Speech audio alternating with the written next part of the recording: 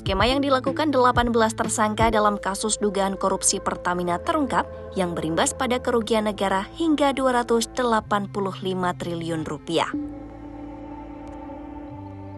Para tersangka berkomplot menjalankan sejumlah bisnis seputar tata kelola minyak mentah dan produk kilang pada PT Pertamina Persero tahun 2018-2023.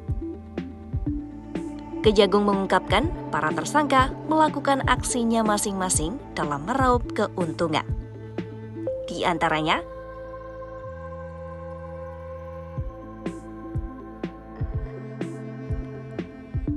ada 4 tersangka yang terlibat dalam skema sewa terminal BBM ini. Mereka adalah Alfian Nasution, Hanung Budia Yuktianta, Muhammad Riza Khalid, dan Gading Ramadan Judo. Keempat tersangka melakukan penyewaan ini agar masuk dalam rencana kerja perusahaan. Padahal saat ini Pertamina belum membutuhkan terminal tambahan untuk menyimpan stok BBM.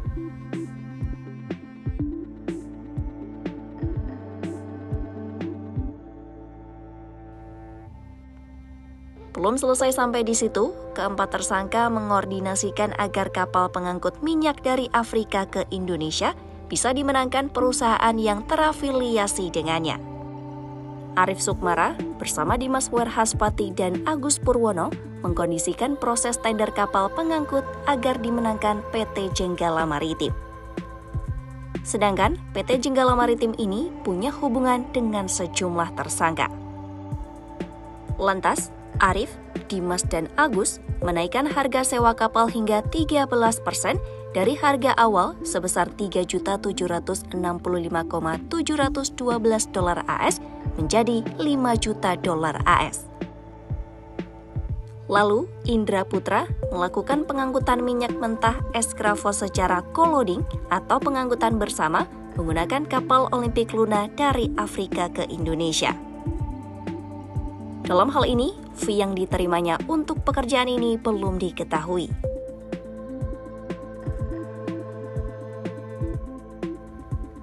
Tersangka lain yakni Dwi Sudarsono, Sani Dinar Saifuddin, dan Yoki Firnandi bersekongkol mengekspor minyak mentah bagian negara atau MMKBN dan anak perusahaan Hulu Pertamina atau minyak mentah domestik pada 2021.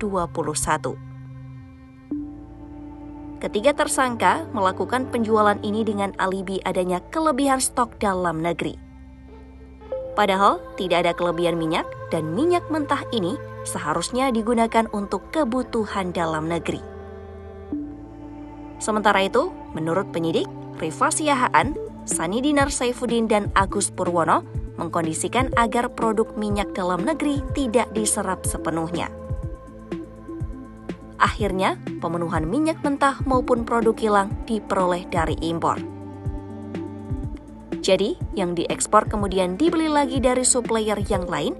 Harga beli ini jauh lebih mahal dari harga penjualan yang ditentukan untuk produk yang diekspor.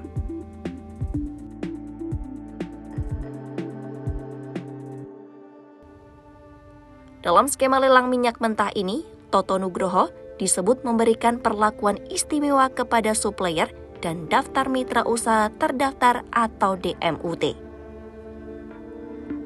Meski belum diungkap supplier mana yang dimaksud, namun Toto disebut mengundang para DMUT untuk mengikuti pengadaan impor minyak mentah. Padahal mereka tidak memenuhi syarat peserta lelang. Terungkap dalam konferensi pers 25 Februari 2025 lalu, Dwi Sudarsono, Sani Dinar Saifuddin, Agus Purwono, Rifa Siahaan, dan Yoki Firnandi bersekongkol dengan DMUT. Para DMUT ini adalah Muhammad Keri Adrianto Riza, Dimas Werhaspati, dan Gading Ramadan Judo. Sebelum lelang digelar, para tersangka sudah menyepakati harga dan proses lelang dikondisikan berjalan sesuai aturan.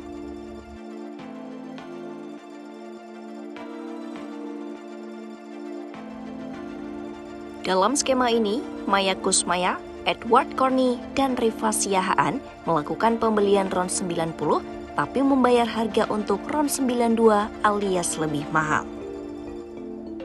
Maya menginstruksikan kepada Edward untuk mencampur bahan bakar jenis RON 88 dengan RON 92 di terminal OTM milik Muhammad Keri dan Gading Ramadan Judo.